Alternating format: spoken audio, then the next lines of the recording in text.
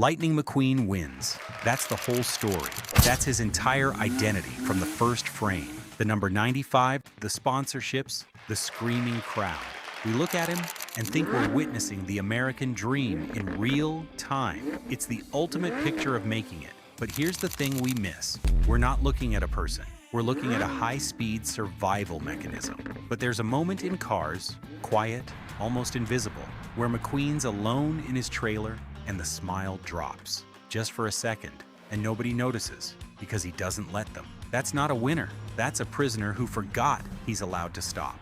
Let's reframe this. Before Radiator Springs, before the friendship, before any of the warmth the movie earns, there was a car who had exactly one mode. Push, harder, more. McQueen didn't have a crew, not really. Harv was just a voice on the phone, always talking numbers. The Rust-eze brothers were a punchline, not a family. His pit crew literally quit mid-season. He crossed the finish line of the Dinoco 400 completely by himself. Yes! Not because he was a lone wolf, but because there was literally no one left in his corner. And the movie frames that as hustle, as grit, as the very thing that makes him special. Watch it again. That's not grit. That's a guy who got so good at needing nothing that he stopped noticing he had nothing. It's the ultimate trap. You build a wall, push everyone away, and call it a work ethic. But it's not a work ethic.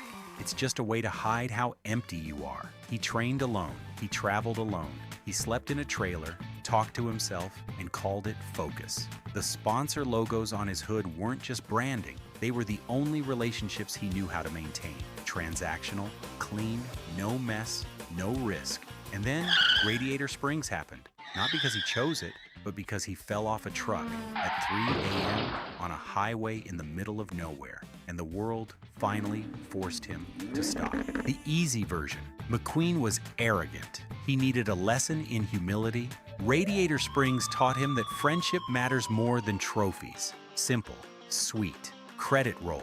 But arrogant people actually enjoy their arrogance. They coast on it. They're comfortable in it. Watch McQueen, he's not coasting. He's grinding through every single scene like something is chasing him. He snaps at anyone who slows him down. He treats every delay like a personal threat. That's not the behavior of someone who truly thinks he's the best. That's the behavior of someone who's terrified of the exact moment the world finds out he isn't. And look at what he actually does when he's given free time in Radiator Springs. He doesn't rest, he doesn't explore, he paces. He plots his escape. He lies awake in the dark, calculating exactly how many days he's lost. A person who's simply arrogant would use that downtime to feel superior. McQueen uses it to panic quietly. That's not arrogance. Arrogance is comfortable. What McQueen has is something much colder. It's the quiet, desperate belief that if he ever stops performing at full speed, his entire life will collapse. The sponsors leave. The crowd goes quiet. And without the noise of the crowd, he doesn't even know what's left inside him. That's not a winner's mindset. That's what burnout looks like before it has a name. Quick pause. When you watched this movie for the first time, you probably cheered for McQueen. You thought his hustle, the solo training, the endless midnight drives, the flat-out refusal to quit was inspiring. If part of you is doing the exact same thing in your own life right now, working twice as hard just to prove you belong in the room, pushing through because stopping feels like an admission of failure, hit subscribe. Because in a few minutes, I'm going to show you exactly what happens after you finally get that proof, after they finally accept you, and you really need to hear it before your engine locks up completely. McQueen wasn't chasing a trophy, he was running. Running from the exact moment someone might look at him, really look inside, and find absolutely nothing there. Once you see it, you can't unsee it. Every scene in Radiator Springs is the movie trying to slow McQueen down and McQueen fighting it.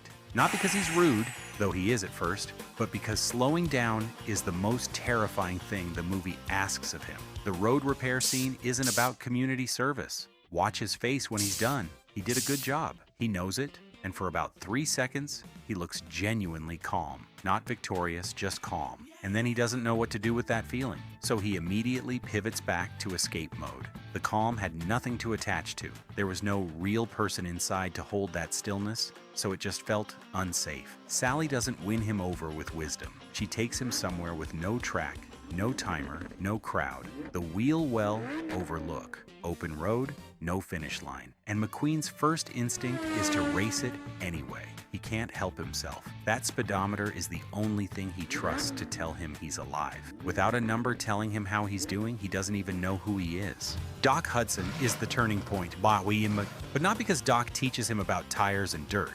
Doc shows him a trophy room full of piston cups, gathering dust, locked behind a door he never opens for guests, 3 championships, then 1 crash, then nothing. Not just gone from racing, gone from himself. Doc rebuilt his entire life around a void, around the absence of the thing that used to define him. And it made him bitter, isolated, and stuck in a town he hadn't left in decades. Watch McQueen's face in that scene. He's not looking at the trophies. He's looking at what comes after the trophies. And he recognizes the exact shape of the future he's building for himself, one where the finish line is everything until the day it's gone. An identity built entirely on performance has an expiration date, and the faster you run, the sooner you're going to hit it.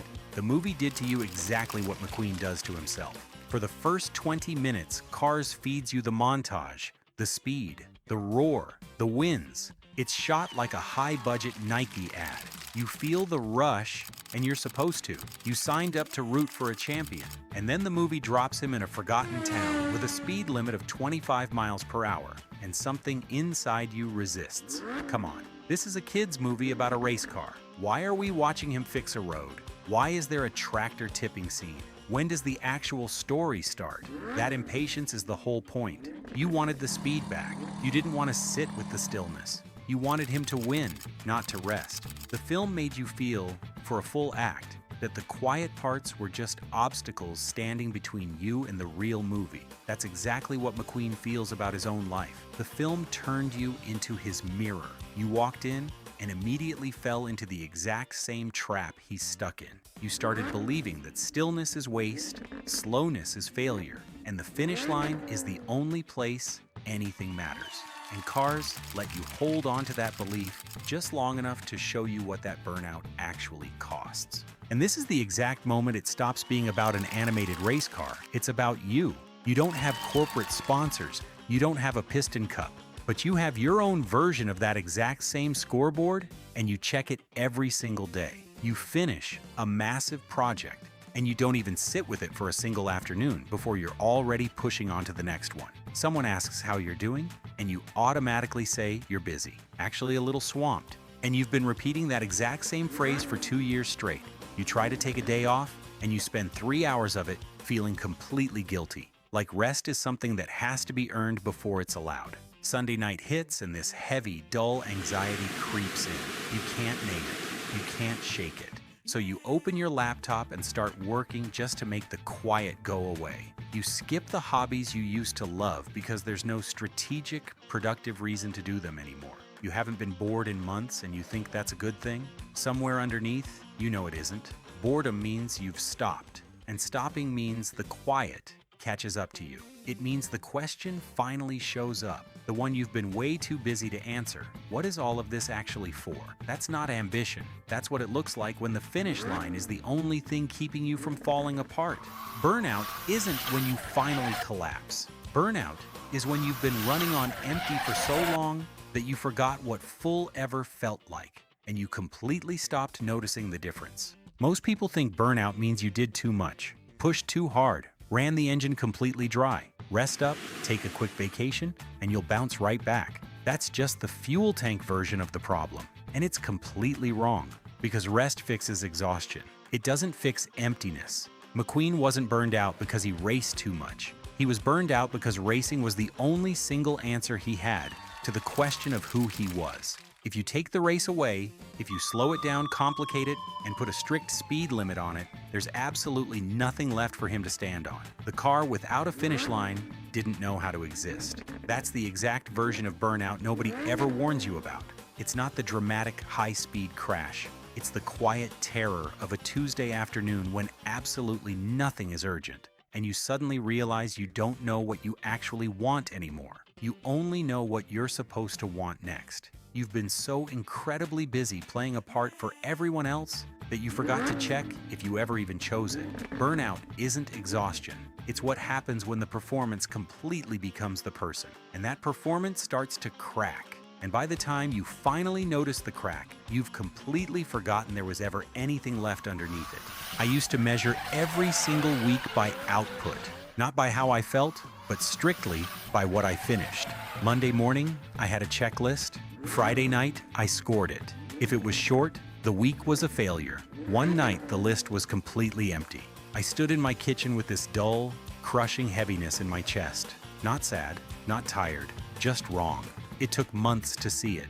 I wasn't measuring productivity. I was measuring whether I had permission to exist. A full list meant yes. An empty list meant I didn't matter. The hustle wasn't the problem. Needing that hustle just to know you exist, that was the real problem. McQueen didn't burn out from racing too much. He burned out because, without the race, he had absolutely no idea who he was. And that speed wasn't a warning. It was just the last honest signal that something deep underneath had already gone completely quiet. Right now, you've got the exact same choice. Stay in the grind, keep that scoreboard running, keep checking your endless lists, and keep telling yourself that this exhaustion is just a work ethic. Or you pull over long enough to find out who you actually are when you're not working. If this is the kind of cinematic therapy you've been looking for, hit subscribe and click right on your screen. Because slowing down isn't an admission of defeat. It's proof that you actually trust yourself enough to still be there when you stop.